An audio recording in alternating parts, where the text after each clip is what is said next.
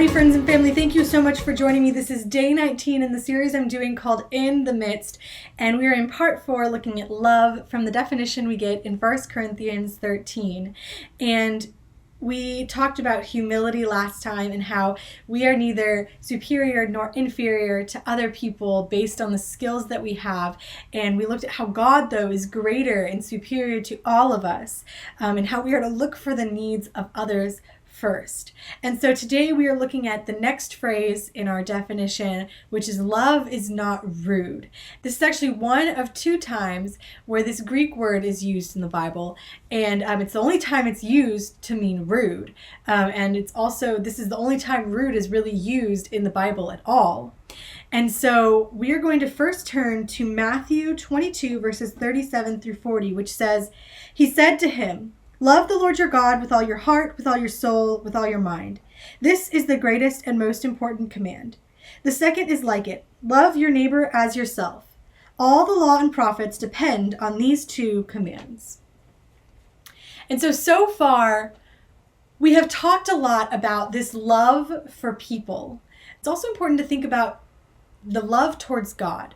And so here we see that love is supposed to be shown to God and to people. And so when we think about that hierarchy that we looked at last week, this idea that God is superior to all of them, we understand this command that we are supposed to love the Lord our God with all our heart, soul, and mind. And that is the first and greatest commandment.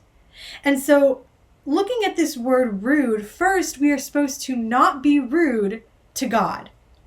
Now, being rude is lacking refinement or delicacy, being offensive in manner or action, being discourteous. So you might think of a rude gesture or a rude saying, a rude remark.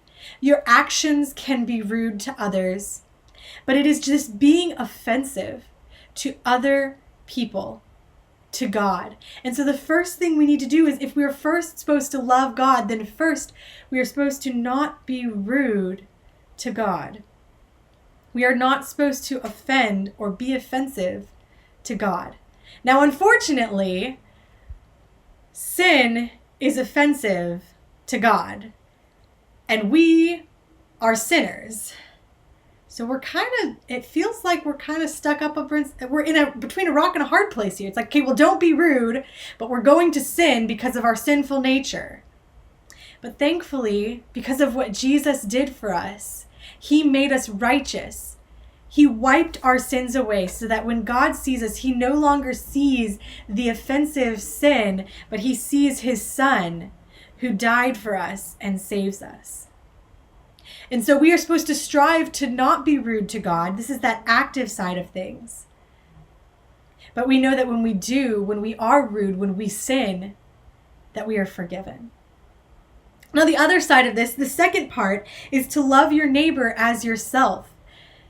And we see this idea that we are to do to others as we would have done to us, which comes from Matthew 7:12. And so we are supposed to love our neighbor as well, which means we are trying not to offend them. This means trying to seek peace, being courteous, respecting them, thinking of their needs first, like we talked about the other day. We are supposed to love them, and be loving them, we choose not to be rude. We choose to be the opposite of rude, which is being courteous and respecting them. So this week, as you go about your day, not only seek not to sin, but also seek to be courteous of others. Think about their needs, respect them, because they are a child of God, just like you are. If you're looking for a verse to memorize, we're going to be working on Colossians 3, verses 14 through 15. Thank you so much for joining me, and I will see you guys next time.